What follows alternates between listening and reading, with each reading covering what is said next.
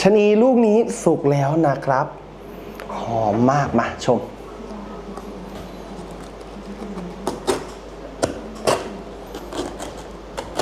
มาดูว่าเนื้อจะแห้งดีขนาดไหนครับ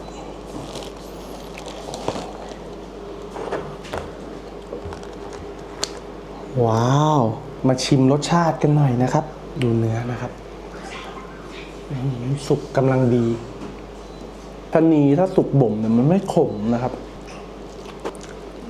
ปีนี้คุณได้ทานชะนีกันหรือยังครับคอมเมนต์มาให้ดูหน่อยนะครับ